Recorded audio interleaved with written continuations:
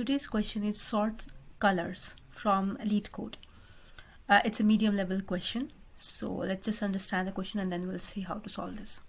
So given array nums with n objects colored red, white or blue, sort them in place so that objects of the same color are adjacent with the colors in the order red, white and blue. We will use the integers 0, 1 and 2 to represent the colors red, white and blue respectively.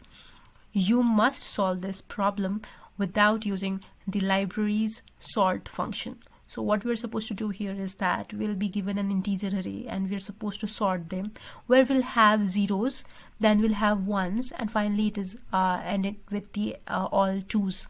So 0 is basically nothing but a red, 1 is white and 2 is blue.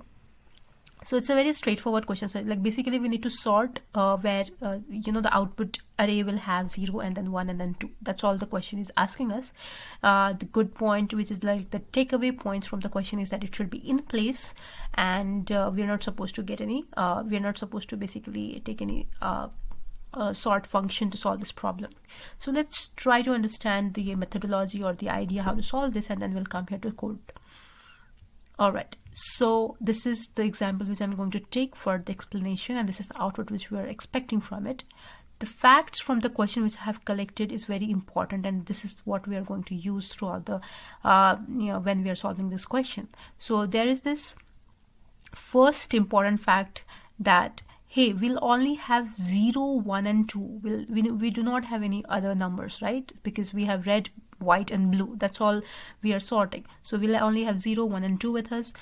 Zeros, we can clearly know that 0 will be on the leftmost side of the output array and 2 should be at the rightmost side of the output array. And once we take care about 0 and 2, then we really don't have to worry about 1. It will be taken care automatically. So that's all the important facts we can collect from the question. And since we are very much now, since we have clearly understood that 2 has to be at the right side, 0 has to be the left side, so in order to point this 2 and 0, will create an extra variable which is pointing to the address, which will hold the it won't literally hold the address, but then it is going to point the location where we are saying the potential location for 2 and potential location for 0. Okay, so what we are supposed to do here, that we'll have an int I, which is anyway iterating through the entire array. So it is 0, this is anyway there, but the measure part is j, which is going to point to the location 0 index, which basically is going to take care about all the elements to the leftmost side, as I have mentioned here. And then there comes this int k, which is going to point n-1. So yep, that's going to point to the rightmost side of the array. All right, so what we are trying to do here is, whenever we get an element which is 2, then we know that we want this at the location k. Okay, so basically array at location k is the potential location where this 2 has to be there. Okay, but we're not going to, this is the in place methodology of sorting this array. We're not going to create any extra array and do this. So what we're trying to do, what we'll do is we'll basically swap with what? Swap with array of I who has 2 and to the location which is the actual legit location for 2. So we are going to basically swap array of I with array of j. Okay, and this will, and then we'll decrement k because we have already handled the location, and now we are good with the good with this location, and we need to entertain the another location. So with these two lines, our array will look like something like this. So it will be 1, 0, 2. All right, so this will be the orientation, and the indexes which we have created. j is going to point here, k will now point here. Earlier it was pointing to this location, and I is still pointing to the location 0, because we have not incremented or decremented I, anything like that. Then we have another check where we say that hey, if I have which is in our case, if it is equals to 1, then do nothing, just increment from there, because we are going to handle 0 condition, which will automatically handle 1 condition.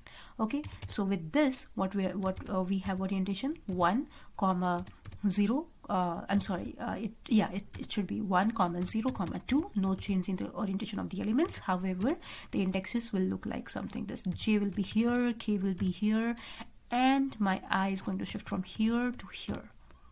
Perfect. Then all right, so then the another condition comes when in array of I is equals to 0. So we have basically 3 conditions to handle: when it is 2, when it is 1, and when it is 0. So when it is 0, what am I going to do is I'll be swapping the elements, because I know 0 0 must be at the left side, and that has been taken care by j. So array of I position element should be kept at jth location, and since I have swapped it, I will be incrementing it.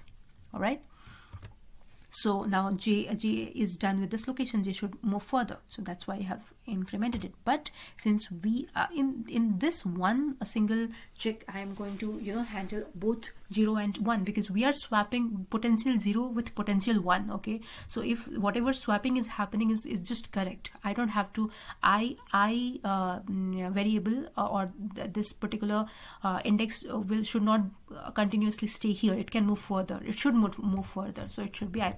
All right, so these are the 3 checks. When I is 0, then what we're supposed to do. Okay, and after this, what is going to happen? Our 0 will come at its correct place, 1 will be automatically shifted to its correct place, and 2 will be there already. And there you go. This is the answer which we are trying to find it out. So the orientation of the indexes will be, j will be now pointing to here, k will be pointing here, and I will now start to point here. So this is the place where we are going to stop whenever I exceeds k. Then we'll stop then and there. So first, because in the first go itself, k, in the worst case scenario, if suppose just imagine if there is nothing and I has to increment it all the way till k, then k is the last potential element till which I can actually increment. And in second case, we're not going to exceed k, because k has already taken care of the element beyond it, so it doesn't make sense to go beyond it. So it should be always, I should be always less than or equals to k, and there will stop it if we are exceeding from there. So the while loop will be in such a way that this condition will be handled. All right, so this is the basic nitty-gritty of the algorithm. Let's just try to code it. And all right, so I'll be just trying to use the same variable name which I have written there, so it is more relatable to you. So it's n equals to nums dot size base check that, hey, what if my array or the vector itself is empty, then it doesn't make sense to move further, just return from here. But what if it has elements? Then we are going to do all the operation which we have discussed. So int I, int j, and int k, and this guy has to point to the last element. All right, so there is this while condition which says that I should be always less than or equals to